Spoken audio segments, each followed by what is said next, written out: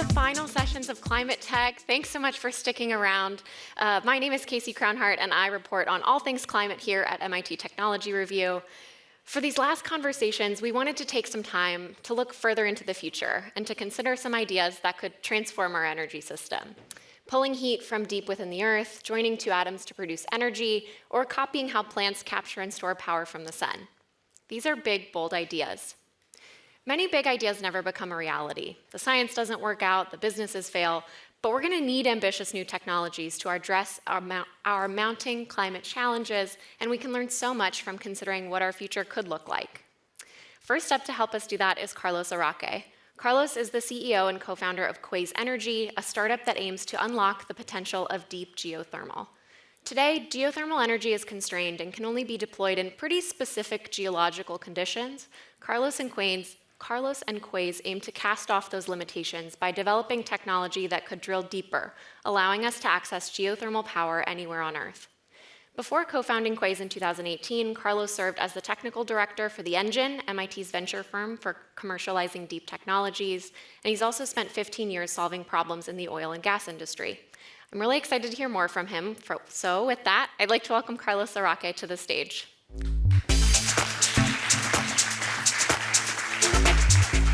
Stage is yours.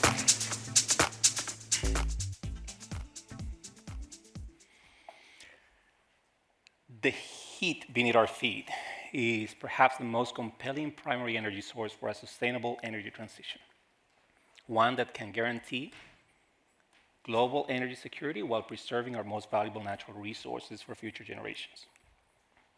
The most abundant and powerful clean energy source on Earth, it sits right where we stand, 2 to 12 miles below us, and only a little bit deeper than what the oil and gas industry can do today. Yet it remains a very small contributor to the energy mix, and it's mostly held back by technological limitations that we think are addressable and geographical constraints. If we can unlock this resource at the depths that we're aiming to, we can unlock the way forward for civilization. We think we can power civilization through the 21st century and beyond. What is geothermal energy? How do we unlock it? And what is its role in a sustainable energy future? The answer may surprise some of you, but one thing is crystal clear to me. Unlocking geothermal can and will indeed change everything. Let's take a closer look. Geothermal energy is thermal energy stored in the mass of the planet itself. Most of this energy comes from the initial formation of the planet billions of years ago, as it came together under immense gravitational forces. This is the very energy that forms oceans, shapes continents, and raises mountain ranges. It is ubiquitous, everlasting, and as powerful as the planet itself.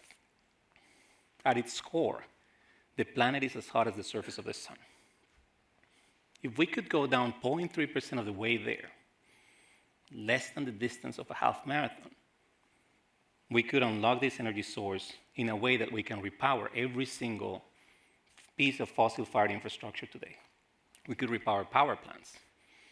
And we could build new firm infrastructure to power the future, whether our future increasingly runs on hydrogen, electricity, synthetic fuels that are net zero, and as we manage to scale green cement, green steel, or capture gigatons of CO2 from the atmosphere, it is evident that we're going to need a lot more energy to do so.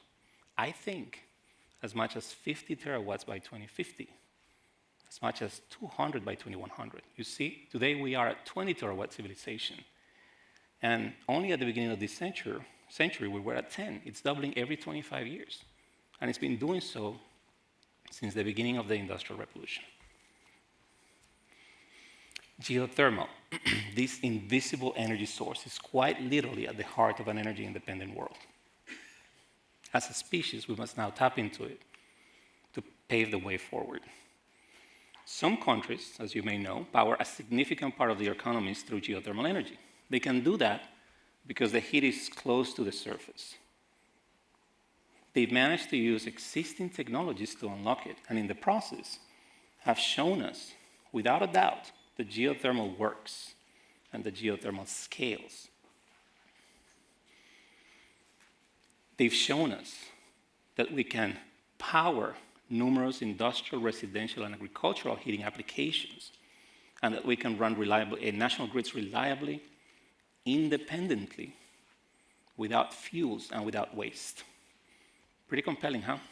I think so. And I'm very personally vested in seeing the success of unlocking geothermal so that these benefits are accessible to us all and not just a lucky few. To unlock the true promise of geothermal, we must drill deeper, hotter, and faster. We need new ways to access the subsurface. We need drilling systems that are immune to the extreme temperatures and pressures down below. My company, Quaise Energy, is working on these systems.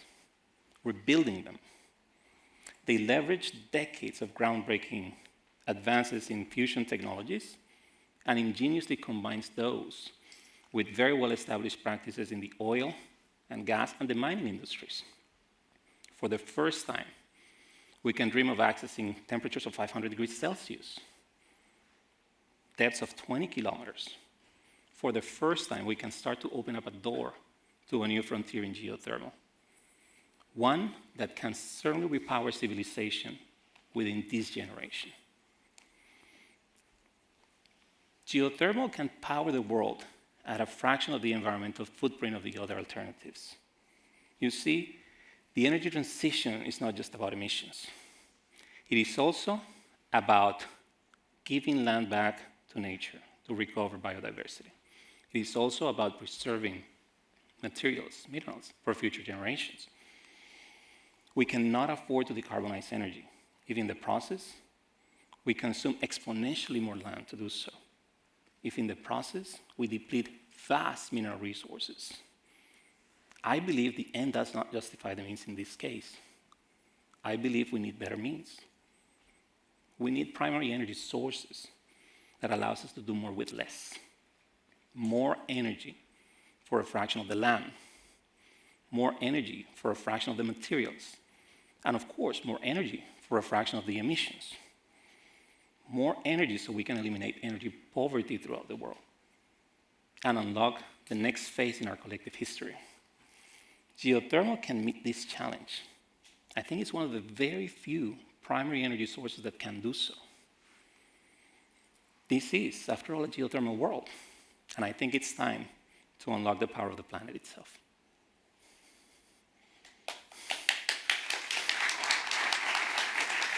Thank you. All right, let's get into it. That was such a great framing for our conversation. I want to start by, you alluded to other kinds of geothermal, these countries like Iceland that are able to, today, use a lot of their energy comes from geothermal. So I wonder if you could talk a little bit about sort of these more ambitious geothermal projects and where they fit in, how they're different from what people might know geothermal to be today. Maybe they have a heat pump in their home, or maybe they have been to the like hot springs. So tell us about how this is different. So the beauty of geothermal is that it can answer the question, the challenge from the demand and the supply side. Ground source heat pumps are certainly a demand side solution. And on the supply side, it can do so at very different levels. Historically, hydrothermal geothermal is what we've access to. When you think of Iceland, when you think about the Philippines, Kenya, the west coast of the United States, a lot of that geothermal is hydrothermal. And that certainly works very well where you can do it. What we're trying to do is to make that possible everywhere. And we believe, going deeper and hotter is the beginning of opening up that frontier. Now, it's different. It's fundamentally different because it's more powerful and it's more global. Mm-hmm. So we no longer think of geothermal as a local resource. It's very much a planetary resource that can be unlocked. Yeah. So talk a little bit more about sort of the technology that you need to unlock this. Like you said, in certain places, it's kind of, the heat is close enough to the surface where we can access it with how we drill today. But talk about what we need to be able to do to get geothermal everywhere. So you have to go and find the temperatures that you need for the end use that you require. If that end use is simply to heat the residential sector, well, you're okay with 60, 80, 100 degrees Celsius. If you need to go to industrial applications, you need to go a little bit hotter and usually a little bit deeper. To make electricity, which is one of the key ways to move forward, well, you need to go to 200, 300, 500 degrees Celsius. When we pick a number, we think very much about the existing fleet of power generation infrastructure in the world. There's 10,000 power plants in the world that have taken the better part of the last century to build. So if we target those temperatures, we can actually repurpose and repower them. And I think that's key for the scalability. This is a problem of urgency, and leveraging existing infrastructure is going to be a huge part of getting there fast. And to get that hot, you've got to get deep. Yeah. So, I mean, tell me about, as I understand it, you basically can't use the drills that we use today for, say, oil and gas or anything like it to really get that deep. So can you talk about Quase's solution and how you're trying to actually drill really, really deep holes? So as you go deeper, there's two fundamental challenges. The first one is how do you get energy from the surface to the bottom of that hole? Because that's where you need to make a hole. And the second one is how do you get the material out of the hole when it's so deep? When you go to mechanical technologies, those things get exponentially harder to do. It's just physics. It's harder to get energy all the way down there, and it's harder to move material all the way back up. Millimeter wave drilling, invented by the MIT Plasma Science Fusion Center, is basically changing the game. It moves away from mechanical drilling systems into an energy-based drilling system. I like to use an analogy that works very well. People are very familiar with fiber optics and lasers. You can beam information through a fiber. That's a breakthrough. That's how we all communicate today. Well, now we're going to use a wavelength 1,000 times bigger, a millimeter wave, and we're going to use a fiber 1,000 times bigger, a pipe, an oil pipe. We're going to pipe a megawatt of energy through that, vaporize the rock down below, and then blow the ashes out of the hole. That's, in a nutshell, how it works. That's all you have to do. All you That's have. it. I mean, tell me more about sort of this pathway, because I know that I think 2040 is a pretty significant year for you all, kind of targeting sort of these longer timelines. So, you know, what does progress look like? You know, what do you eventually need to be able to do as far as depth, and kind of where are you right now? What kind of problems are you working on now on that pathway? So the first thing I need to say is the technology is been in the works for 15 years. So by no means this is something we came up with yesterday. But it takes a long time to develop these technologies. As a company, we've been at it for 4 years. What I like to say is that right now, we are beginning to build the field deployable systems that will allow us to do what we do in the lab in the field. That's a huge milestone. You get out of the lab into the real world and do it there. We're going to do that through 2024. Beyond that, we start playing with the concept of making geothermal fields. Now, I talk about 500 degrees C and 20 kilometers, but one important thing to realize is that if you can make any geothermal play a little bit deeper and a little bit harder, it gets that much better. So that's really the pathway to market. So we think we can actually start getting into market much, much sooner than 2040, even 2030. But I think it's going to be important to realize that this is not a 2020s solution. This is a 2030s and beyond solution, because it's going to take that long to scale to be able to do that. Yeah. I want to remind our audience here and online that if you have questions for Carlos, you can drop them in the chat or find a mic runner and grab one of those mics. I will ask one more. In the meantime, you kind of got into this a little bit, but can you just talk more about, as a startup, you know, your main kind of goal is decades away. You know, how did you kind of think about that as you were, you know, pitching this and as you've been kind of developing it? As far as getting to this like sustainable pathway to where you're still around as a business when you need to be in order to make this happen? So I think the simplest answer to that is you need to get to business sooner than that, right? So the key question that we consider is how do we repurpose the technology before it's ready for geothermal prime time into other industries, things like mining, civil construction, anything that has to do with subsurface development. And that's where we make a story and business cases around building a business before we're ready for geothermal. That also helps the company exercise other parts of the company that won't be exercised, things like global supply chains, global operational workforces, permitting, regulation. So you gotta get into the game that you wanna play as early as possible to develop the organization as a whole. You cannot just eternally wait for the technology to be ready. It will never be ready. It will always continue to evolve. And that's how we think about this. But indeed, you have to find investors that are willing to take on the long term. Right? So the investors we have are committed. They are mission driven to climate change, and they will invest over 5, 10-year horizons. I think we have some really great audience questions, and I want to get to one from the in-person audience. Hey, Carlos. Venkat Viswanathan, professor at Carnegie Mellon. I met Mark Gupta a couple months ago, and he could not stop raving about Quaise, so I had to stay for this talk before I fly out. Thank you. So what you're saying basically is that any particular site, if I understand you correctly, any particular site is not critical for geothermal. You can basically drill anywhere, and you site it next to a pre-existing power plant, and then you spin it up. So if this is the case, right, then all these companies that are trying to buy these sites at extremely high cost, and like all these geophysicists like identifying these sites such that you get high thermal energy at lesser drilling distance. So we should short all of those plays.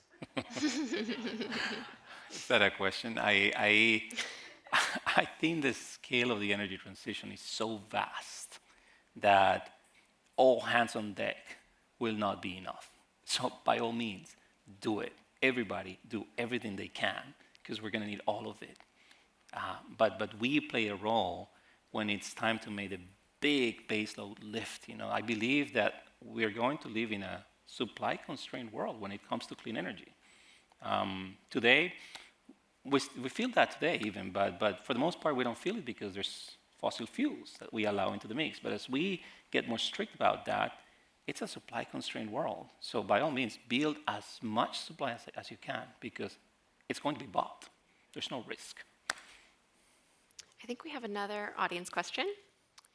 Hey, Carlos. This is Christian from National Grid Partners. Just curious, looking at your resume, you were previously at Schlumberger. Wondering your thoughts on like how the oil and gas industry views their role in deploying EGS, and to the extent they're like kind of banging at your door to help you scale up over time, or are they still more or less sitting on the sidelines? Good question. So I think their response so far is not surprising to me, because I've been on that side. They're going to look at something this early and this risky and say, well, I'm just going to sit here and wait a little bit and see how you do, right? For good reason. But I think what you have to realize is these solutions, this one, fusion, they're not negotiable. We have to make them work. So we're going to go past it, and then they're going to take an interest. Today, we have 2 strategic partners in our cap table. We picked them very carefully because they're in the oil and gas industry, because they give us a lot of leverage with creating what we need to create at much lower capital intensity. So they'll play a role, but I don't feel that it's the right time, and it's factually, they're not flooding over. They're just all watching. I've talked to all of them, all the majors, but they're just waiting and seeing and see what happens. I think when we succeed, I think it's going to be very obvious that they're going to be in the best position to scale this globally, because we're going to need them. If you're going to deploy terawatts, you need the oil industry to deploy terawatts. I think we have another question out in the audience, maybe? Oh, maybe not. I wonder if you could talk a little bit more about the oil and gas industry. This was a question that I had kind of queued up, and I wanted to dig in a little bit more, because it's an industry that obviously there's so much knowledge there about like geology and drilling, and there's a wealth of knowledge and so many smart people in that industry. It's also an industry that's historically, spread misinformation about climate change and kind of negated the dangers of it. So I wonder if you can talk a little bit more about how you see the industry participating globally, and kind of how people should think about this industry entering into the climate tech space. So I think if you look at the history of technology, you'll realize that things are born from prior things, always. Like nothing is really started from scratch. There's always precedent. So I think what will happen with the oil and gas industry not all at large, but some of the most visionary companies will actually line up with some of the things that make business sense for them and provide pathways for them to continue to be major corporations. I mean, in the end, capitalism will probably be a very strong forcing function for them to do the right thing and for them to come and do in my case, geothermal. You know, I want to put in front of them something so compelling that they stop doing oil and gas, not because we asked them to, but because this just looks so much better. Yeah, it's really interesting. Anybody in the audience?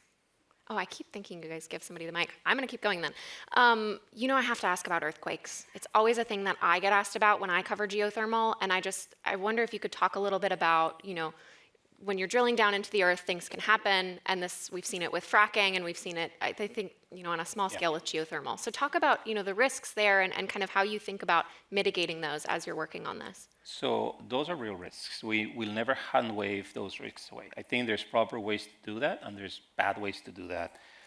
When you investigate the reasons when there's a mishap, it usually has to do with a couple of things. One is they're not following operational procedures. They're just trying to skip ahead. Or two, they're going into zones, geological zones, that are very high geothermal gradient, but also very young and in tectonic boundaries. Mm-hmm. The geothermal we're talking about is actually 99% of our geothermal we will enable is actually not in those zones because we want to do it everywhere else. Those are very differently geologies. And as you go into those geologies, the risk profile fundamentally shifts because you're not really targeting tectonic boundaries anymore. But in the end, going into the subsurface requires great care. And we have to take great care to do things properly. Mm-hmm. That is all the time we have. Thank you so much. This was so interesting. Thank you, Carlos. Thank you, Casey. Thank you.